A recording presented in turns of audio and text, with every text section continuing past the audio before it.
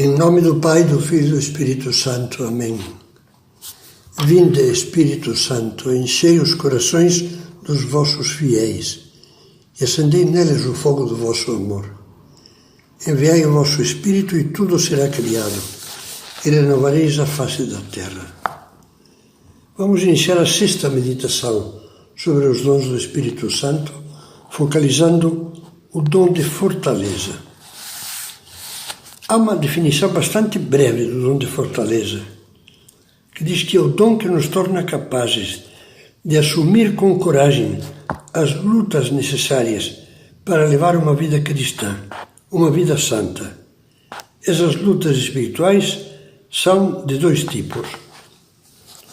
O primeiro consiste em ter coragem para correr atrás dos ideais grandes e das virtudes difíceis que Deus nos pede, sem fugir deles por medo, nem desistir no meio do caminho, porque o esforço custa e cansa.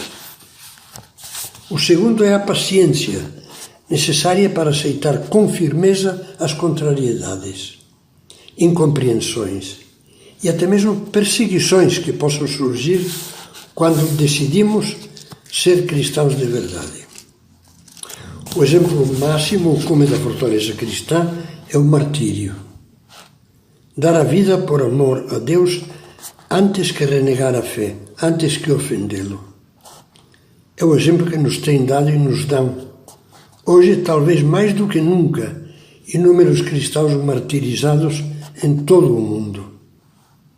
Dá alegria verificar que também há muitos mártires brasileiros que estão nos ajudando com o seu exemplo e a sua intercessão para que nos mantenhamos firmes na fé e na moral cristã.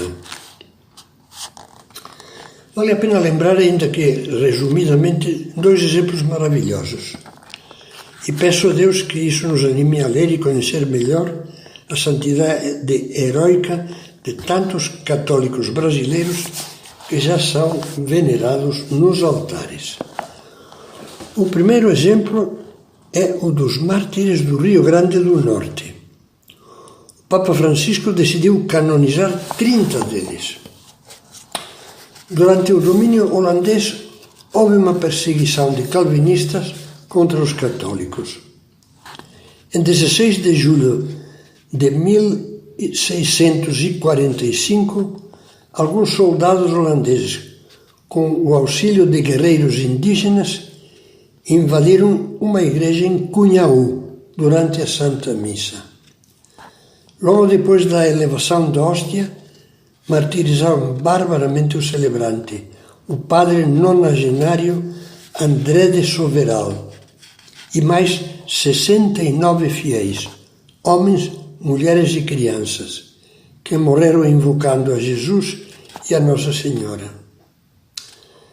2 meses e meio depois, em 3 de outubro do mesmo ano, foram martirizados à beira do rio Uruaçu, sempre no Rio Grande do Norte, o padre Ambrósio Francisco Ferro e várias dezenas de fiéis católicos, enquanto se ouvia a voz do leigo Mateus Moreira rezando "Louvado seja o Santíssimo Sacramento". O segundo exemplo, também foi beatificada uma maravilhosa menina catarinense de 12 anos, a bem-aventurada Albertina Berkenbrock, que em 15 de junho de 1931, imitando o exemplo de Santa Maria Goretti, preferiu morrer antes que ofender a Deus, cometendo um pecado grave contra a castidade, apesar das pressões morais e ameaças do homem, que acabou perdendo o controle e matando-a. Que exemplos para a fé e a moral tão fraquinhas de muitos católicos atuais. Não há dúvida de que, sem o auxílio da graça de Deus e concretamente do dom de fortaleza que o Espírito Santo nos dá, nenhum de nós teria a coragem de imitar esses mártires. Mas não fiquemos pensando só nessas situações extraordinárias, extremas, que provavelmente nunca se apresentarão na nossa vida. Pelo contrário, todos nós precisamos diariamente de coragem e fortaleza para enfrentar e suportar, tal como Deus nos pede, muitas dificuldades. Por exemplo, faz parte da fortaleza cristã o seguinte: a paciência que a mãe precisa ter com os filhos ou o professor, a professora com os alunos rebeldes. A firmeza que uma moça católica bem formada precisa ter para não ceder às tentações contra a castidade no namoro, ou às que surgem nos ambientes de balada e bebida em que há muita licenciosidade. Ou então a força moral de que precisa um político, um advogado, um policial, um fiscal da Receita, um gerente de vendas e tantos outros profissionais para não se deixarem corromper com propinas ou acordos desonestos. É preciso também a coragem de mostrar as convicções cristãs, sem alarde nem agressividade, mas também sem covardia. Quando Cristo, a Igreja e as suas instituições, ou algumas verdades de fé ou princípios de moral, forem atacados ou ridicularizados. Dizemos que sem a graça do Espírito Santo e os seus dons, nós não seríamos capazes de viver a fortaleza cristã. Mas isso não é desculpa para justificar as fraquezas em que caímos pela nossa preguiça, pela tibieza morna na vida espiritual, pela falta de abnegação e de espírito de sacrifício. É muito cômodo alegar, usando a frase de Cristo no Horto das Oliveiras, alegar que a carne é fraca. Mas evitamos reconhecer que a graça de Deus é forte, porque, como diz São Paulo, o Espírito Santo vem em auxílio da nossa fraqueza. E por isso mesmo, perante qualquer dificuldade, podemos exclamar com São Paulo: tudo posso naquele que me conforta. Como isso ficou claro no dia de Pentecostes, quando os discípulos e as santas mulheres receberam o Espírito Santo. Mas antes de saírem de peito aberto, como fizeram no dia de Pentecostes, diante de todos e de arriscar a vida, o que eles fizeram? Passaram 10 dias reunidos no cenáculo, junto com Maria, a mãe de Jesus, orando sem cessar. Lemos nos Atos dos Apóstolos que subiram ao quarto de cima, onde Cristo tinha instituído a Eucaristia, onde costumavam permanecer.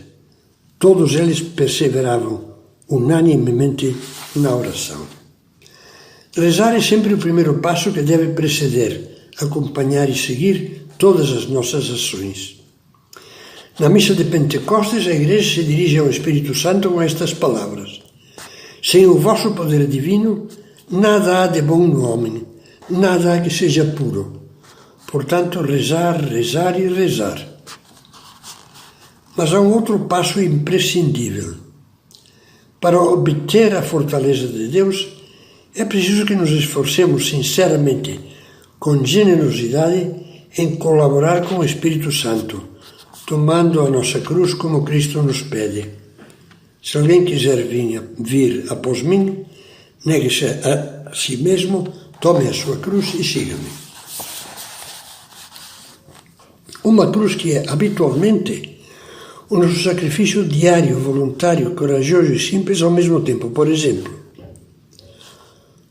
oferecer a Deus a mortificação de calar-nos quando estamos irritados, de não nos queixarmos quando temos motivos de queixa, ou de comer um pouco menos do que mais gostamos e um pouco mais do que não gostamos, ou o esforço de levantar na hora certa sem conceder um minuto à preguiça, ou a mortificação de acabar até o fim com perfeição cada trabalho, ainda que estivermos cansados, ou a mortificação de não deixar de fazer oração, leitura do Evangelho e outras práticas espirituais, mesmo em um dia apertado de tarefas. Como diz um antigo ditado cristão, per crucem ad lucem, que traduzido significa pela cruz até a luz. Peçamos então, para terminar, a Nossa Senhora, Mãe de Jesus Cristo, Virgem fiel, ajudai-me a compreender que só pelo caminho íngreme, como dizia Jesus, e pela porta estreita, que só abraçando sua cruz com espírito de sacrifício e generosidade, é que as almas podem subir até a perfeição e chegarem felizes à casa do Pai, ao céu.